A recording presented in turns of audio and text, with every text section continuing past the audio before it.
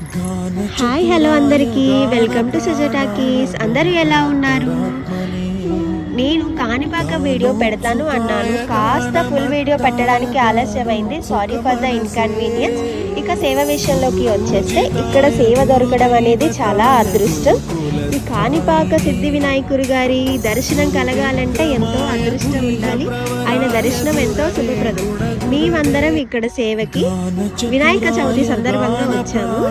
వినాయక చవితి సందర్భంగా ఇక్కడ 11 రోజులు బ్రహ్మోత్సవాలు జరిపారు. ఆ 11 రోజుల్లో బ్రహ్మోత్సవంలో రథోత్సవం అనేది చాలా అద్భుతమైన బ్రహ్మోత్సవం. ఇక్కడ చుట్టుపక్కల గ్రామాల్లో ఉన్న ప్రతి ఒక్కరూ ఈ రథోత్సవంలో పాలు పంచుకుంటారు.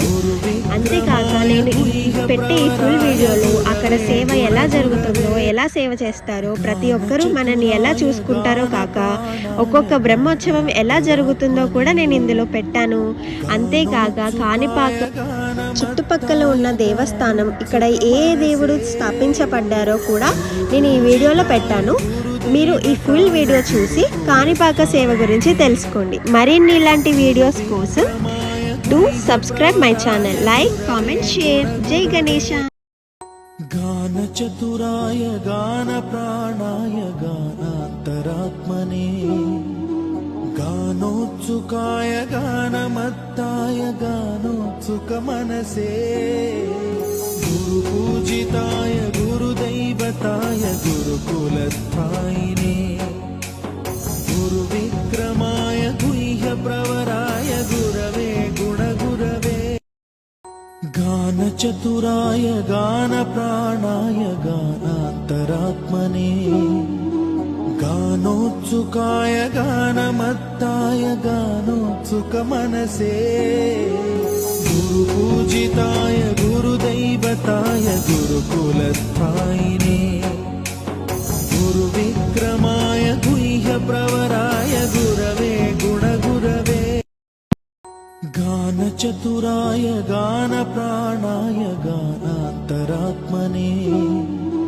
గానోత్సుకాయ గానమత్తాయ గానోత్సుక మనసే గురు పూజితాయ గురుదైవతాయ గురుకులస్థాయినే గురు విక్రమాయ గుహ్య ప్రవరాయ గురవే గుణగురవే గాన చతురాయ గాన ప్రాణాయ గానాంతరాత్మనే గానోత్సుకాయ గానమత్తాయ గానోత్సుక మనసే గురు పూజితాయ గురుదైవతాయ గురుకులస్థాయినే గురు విక్రమాయ గుహ్య ప్రవరాయ గురవే గుణగురవే గాన చతురాయ గాన ప్రాణాయ గానాంతరాత్మనే గానోత్సుకాయ గానమత్తాయ గానోత్సుక మనసే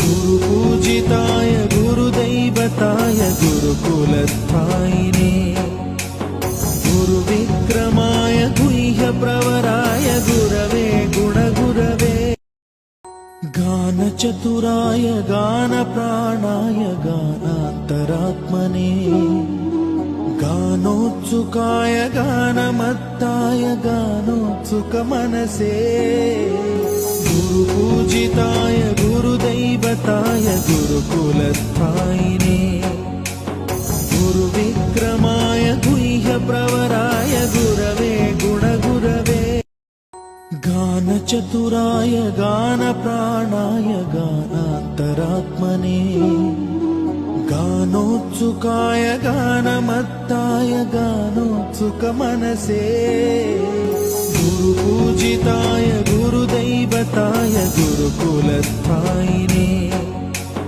గురు విక్రమాయ గుహ్య ప్రవరాయ గురవే గుణగురవే గాన చతురాయ గాన ప్రాణాయ గానాంతరాత్మనే గానోత్సుకాయ గానమత్తాయ గానోత్సుక మనసే గురు పూజితాయ గురుదైవతాయ గురుకులస్థాయినే గురు విక్రమాయ గుహ్య ప్రవరాయ గురవే గుణగురవే గాన गानचतुराय गानप्राणाय गानान्तरात्मने गानोत्सुकाय गानमत्ताय गानोत्सुकमनसे गुरुपूजिताय गुरुदैवताय गुरुकुलस्थायिने गुरुविक्रमाय गुह्यप्रवराय गुरवे गुणगुरवे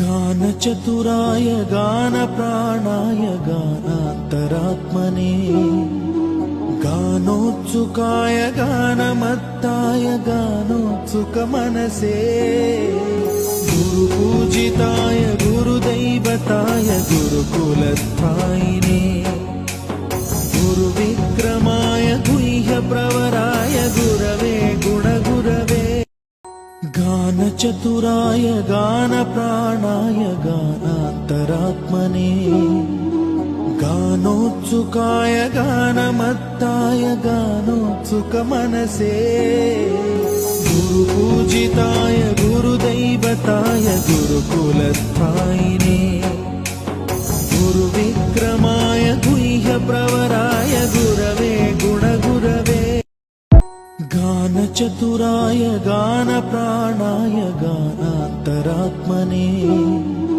गानोत्सुकाय गानमत्ताय गानोत्सुकमनसे गुरुपूजिताय गुरुदैवताय गुरुकुलस्थायिने गुरुविक्रमाय गुह्यप्रवराय गुरवे गुणगुरवे गानचतुराय गानप्राणाय गानान्तरात्मने गानोत्सुकाय गानमत्ताय गानोत्सुकमनसे गुरुपूजिताय गुरुदैवताय गुरुकुलस्थायिने गुरुविक्रमाय गुह्यप्रवराय गुरवे गुणगुरवे गानचतुराय गानप्राणाय गानान्तरात्मने गानोत्सुकाय गानमत्ताय गानोत्सुकमनसे गुरुपूजिताय गुरुदैवताय गुरुकुलस्थायिने गुरुविक्रमाय गुह्यप्रवराय गुरवे गुणगुरवे गानचतुराय गानप्राणाय गानान्तरात्मने गानोत्सुकाय गानमत्ताय गानोत्सुकमनसे गुरुपूजिताय गुरुदैवताय गुरुकुलस्थायिने गुरुविक्रमाय गुह्यप्रवराय गुरवे गुणगुरवे गानचतुराय गानप्राणाय गानान्तरात्मने गानोत्सुकाय गानमत्ताय गानोत्सुकमनसे गुरुपूजिताय गुरुदैवताय गुरुकुलस्थायिने गुरुविक्रमाय गुह्यप्रवराय गुरवे गुणगुरवे गानचतुराय गानप्राणाय गानान्तरात्मने गानोत्सुकाय गानमत्ताय गानोत्सुकमनसे गुरुपूजिताय गुरुदैवताय गुरुकुलस्थायिने गुरुविक्रमाय गुह्यप्रवराय गुरवे गुणगुरवे गानचतुराय गानप्राणाय गानान्तरात्मने गानोत्सुकाय गानमत्ताय गानोत्सुकमनसे गुरुपूजिताय गुरुदैवताय गुरुकुलस्थायिने गुरुविक्रमाय गुह्यप्रवराय गुरवे गुणगुरवे गानचतुराय गानप्राणाय गानान्तरात्मने गानोत्सुकाय गानमत्ताय गानोत्सुकमनसे गुरुपूजिताय गुरुदैवताय गुरुकुलस्थायिने गुरुविक्रमाय गुह्यप्रवराय गुरवे गुणगुरवे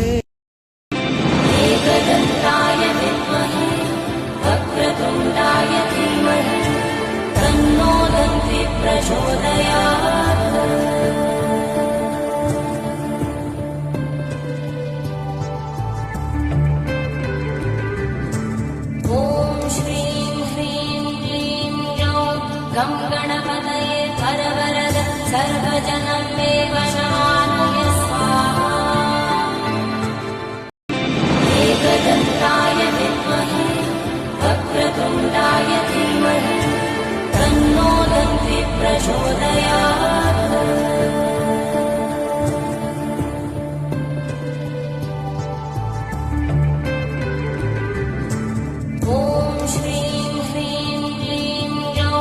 गं गणपतये परवरद सर्वजनं मे वशमानय स्वाहा एकदन्ताय विद्महे वक्रतुण्डाय धीमहि तन्नो दन्ति प्रचोदयात्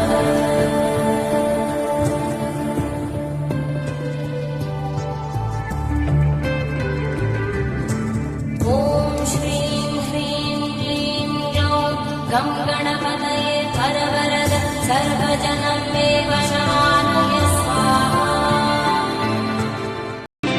एकदन्ताय विद्महे वक्रतुण्डाय धीमहि तन्नो दन्ति प्रचोदयात्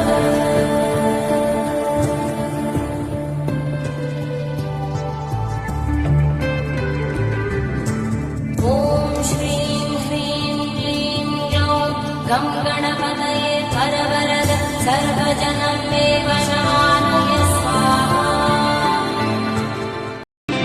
एकदन्ताय विद्महे वक्रतुण्डाय धीमहि तन्नो दन्ति प्रचोदयात्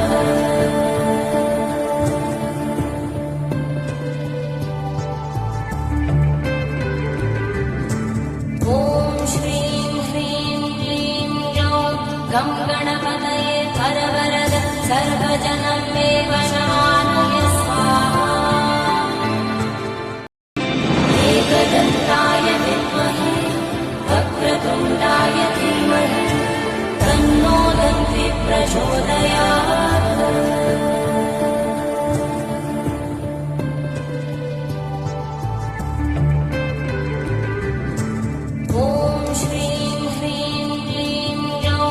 गं गणपतये परवरद सर्वजनं मे वशमानय स्वाहा एकदन्ताय विद्महे वक्रतुण्डाय धीमहि तन्नो दन्ति प्रचोदयात्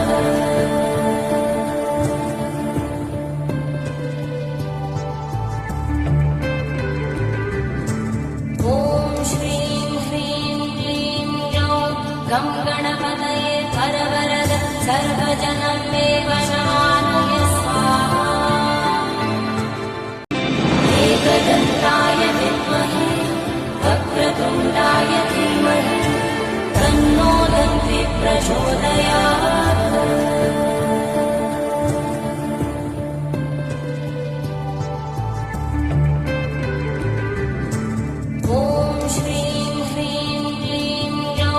गं गणपतये परवरद सर्वजनं मे वशमानय स्वाहा